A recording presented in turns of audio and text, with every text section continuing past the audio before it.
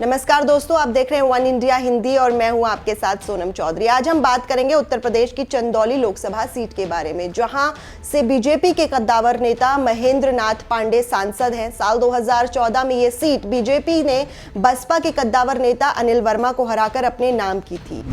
पूर्वांचल की महत्वपूर्ण सीटों में से एक चंदौली अघोरियों के गुरु बाबा कीनाराम की जन्मभूमि है। ये जिला पहली बार 20 मई 1997 में अस्तित्व में आया, मगर 2004 में इसे मायावती सरकार ने वापस वाराणसी में मिला दिया।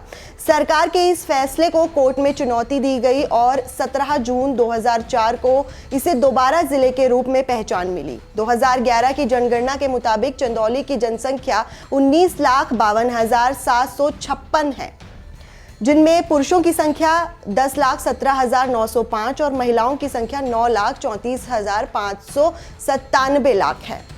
यहाँ की औसत साक्षरता दर 60.15% है। चंदौली लोकसभा निर्वाचन क्षेत्र में यूपी विधानसभा की 5 सीटें आती हैं, जिनके नाम मुगलसराय, अजगरा, शकलडीहा, शिवपुर और सैयद रजा है, जिनमें से अजगरा की सीट अनुसूचित जाति के लिए आरक्षित है। पहली बार यहां 1957 में चुनाव हुए थे, जिसे कि कांग्रेस ने जीता था।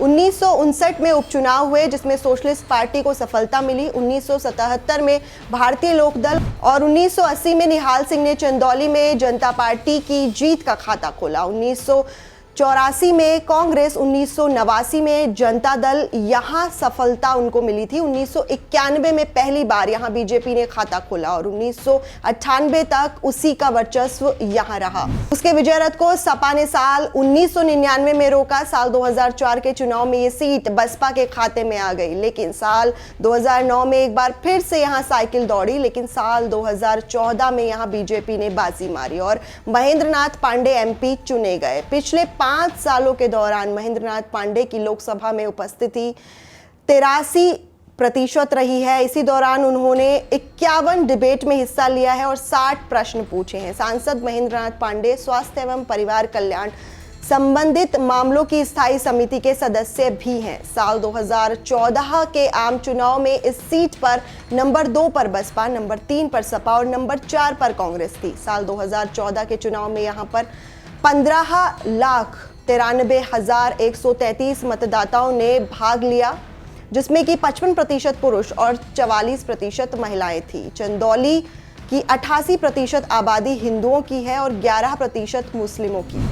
महेंद्र नाथ पांडे यूपी भाजपा के अध्यक्ष भी हैं और राज्य के बड़े ब्राह्मण चेहरे के रूप में पहचाने जाते हैं, लेकिन इसमें कोई शक नहीं कि उनकी जीत में काफी बड़ा योगदान मोदी लहर का भी था, जबकि बसपा सपा की हार के पीछे उनकी अपनी गलतियां थी। सियासी खेल में कोई भी चीज स्थायी नहीं रहती, शय और मात का खेल चलता ही रहता है। इसलिए इस बार इस सीट पर भाजपा की जीत काफी हद तक इस बात पर भी निर्भर करेगी कि यहां महेंद्र नाथ पांडे ने कितना विकास कार्य किया और उनके प्रयासों से कितना यहां की जनता संतुष्ट है। यहां तक कि जीत और हार में सीएम योगी फैक्टर भी शामिल होगा, क्योंकि इस वक्त राज्य में भाजपा की ही सरकार है। जहां बीजेपी की पुरजोर कोशिश इस सीट को वापस जीतने की होगी, वहीं दूसरी ओर विरोधी दल यहां जीतने के लिए हर संभव कोशिश करेंगे, लेकिन इस खेल में बाजी उसी के हाथ लगेगी जिसे जनता का प्यार और साथ मिलेगा, और वो किसके साथ है ये तो चुनाव परिणाम ही बताएगा।